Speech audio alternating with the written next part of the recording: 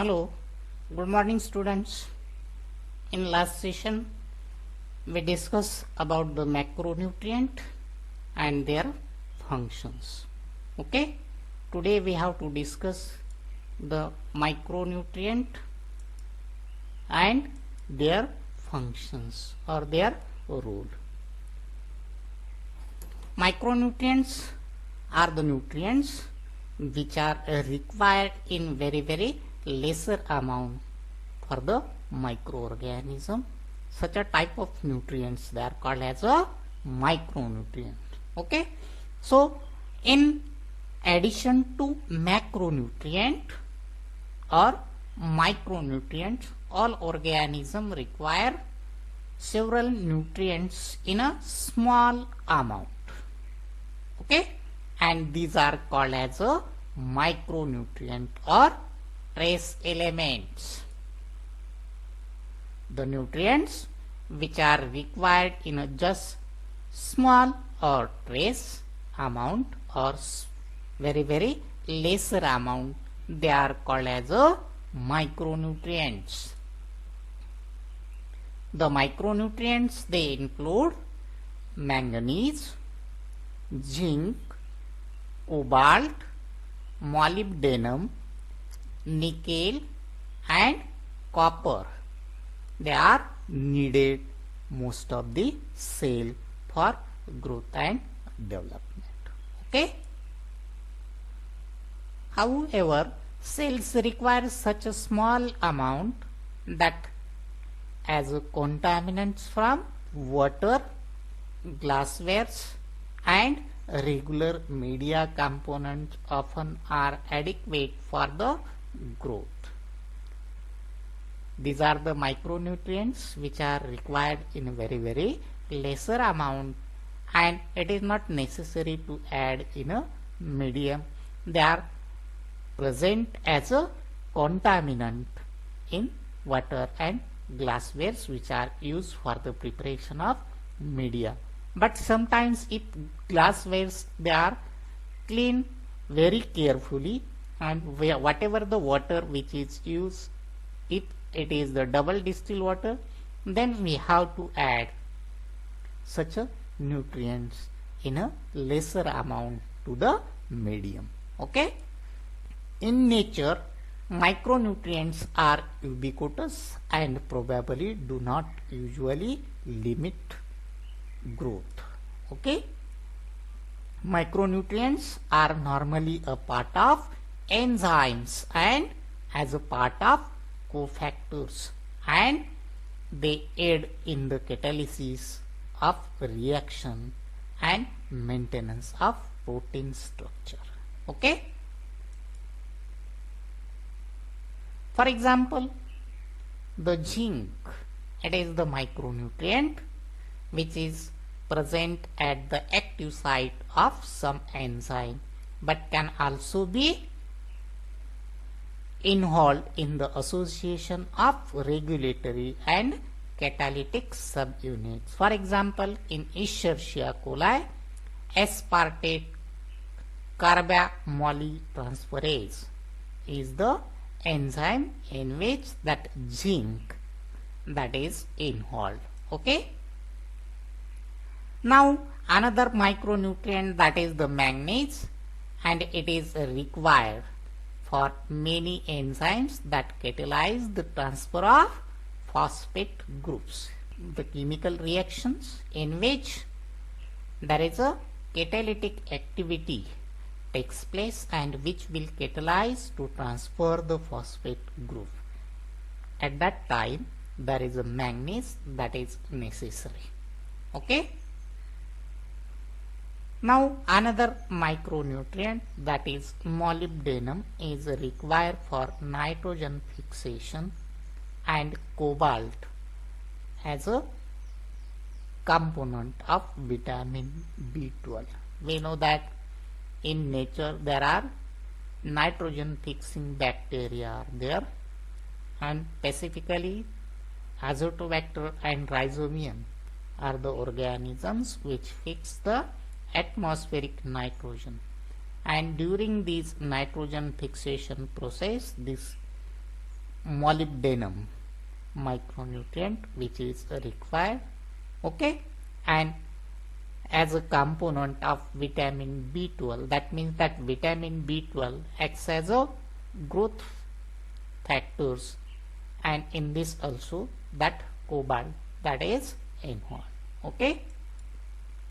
Now these are the some elements which are used as a micronutrient and their cellular function or molecules of which it becomes a part, okay. See here, the boron is the micronutrient. It is the autoinducer for coron sensing in bacteria. It is also found in some polyketide antibiotics, okay. Now another element, that is the chromium, that will act as a micronutrient, possible but not proven to component for glucose metabolism necessary in animals. The cobalt is the micronutrient and which will be a part of vitamin B12, and sometimes it will be a part of trans-carboxylase enzyme only in propionic acid bacteria, that will plays an important role, okay. Now there is another micronutrient, that is the copper in respiration, cytochrome C oxidase, in photosynthesis, plastocyanin, some superoxide dismutase, in which there is a copper that is involved, okay. Now iron is the another micronutrient which is required in cytochrome B catalases, peroxidases, iron sulfur proteins, oxygenase, all nitrogenases. That means in these all enzymes iron that is involved. Now another micronutrient, that is manganese. It will be activator of many enzyme components of certain superoxide dismutase and of the water splitting enzymes in oxygenic phototrophs, okay. Now another element, that is the molybdenum. It participates in certain flavin containing enzymes, some nitrogenases, nitrate reductase, sulfite oxidase, then DMSO, TMAO reductases, some formate dehydrogenase. Now another micronutrient, that is the nickel, involved in dehydrogenase enzyme. Now coenzyme F430 of methanogens, then carbon monoxide dehydrogenase, ureases, okay. So selenium is another micronutrient and which involved in the formate dehydrogenase reaction. Some of the hydrogenase reactions they are also involved, that selenium, the amino acid selenocysteine, in which that selenium that is involved, okay. Now the another element, that is the tungsten, which will works as a micronutrient in some formate dehydrogenases, oxotransferases of hyperthermophiles. Another element, vanadium, that will be acts as a micronutrient in vanadium nitrogenase and bromoperoxidase. And the last, that is the zinc ion, that will be required in carbonic anhydrase, alcohol dehydrogenase, RNA and DNA polymerase and many DNA binding proteins. Means these are the micronutrients and what type of role they played in the catalytic reaction, okay. So next, that is the growth factors. In addition to macro and micronutrients, some microorganisms they require some organic compounds for the catalytic activity, and these compounds, they are called as a growth factors. This is the simplified scheme for use of carbon, either organic carbon or CO2. Ignores the possibility that an organism, whether it is an autotroph or a heterotroph, may require small amount of certain organic compounds for growth, because they are essential substances that the organism is unable to synthesize from available nutrients, and such compounds are called as a growth factors. Okay,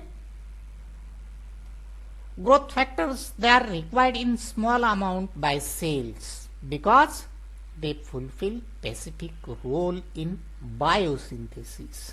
Okay, means they play an important role in the biosynthesis of these organic compounds.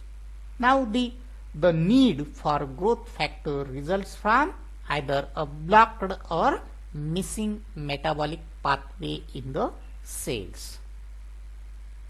Why there is a need to add the growth factors? The answer is, it is due to blocked or missing metabolic pathways in the cell, and that's why we have to add growth factors in a medium. And these growth factors, they are organized or classified into 3 categories. Okay, and these, among these 3 categories, first, that is purines and pyrimidines, they are required for synthesis of nucleic acid. Specifically, these nucleic acids, they are nothing but the DNA and RNA. Okay, now another category, that is the amino acid, and these amino acids, they are required for the synthesis of proteins. Okay, and the third category, that is the vitamins, they are needed as a coenzyme and functional groups of certain enzymes. Okay, so these are the some common vitamins required in the nutrition of certain bacteria and their function. See here, P-aminobenzoic acid, that is required for the precursor for the biosynthesis of folic acid.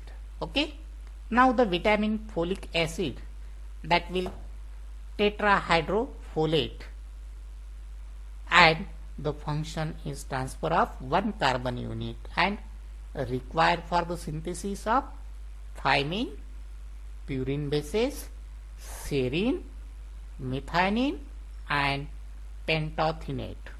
Okay, the another vitamin that is required, that is the biotin, and biotin is a part of coenzyme and it will plays an important role in the biosynthetic reaction that requires carbon dioxide fixation. Okay, now next vitamin, that is the lipoic acid, that is the part of coenzyme and lipoamide, that will be the form. Okay, so the function, that is the transfer of acyl groups in oxidation of keto acid. Is it okay? Now mercaptoethane sulfonic acid, that is the coenzyme M, means this vitamin that will act as a part of coenzyme M, and generally methane production by methanogen is the function. Okay, another vitamin, that is the nicotinic acid, that is involved in NAD and NADP, and it will works as a electron carrier in dehydrogenation reaction. Okay, now another vitamin, that is the pantothenic acid, that is a part of coenzyme A and the acyl carrier protein. Okay, and it will function as oxidation of keto acids and acyl group carriers in metabolism. another vitamin, that is the pyridoxine.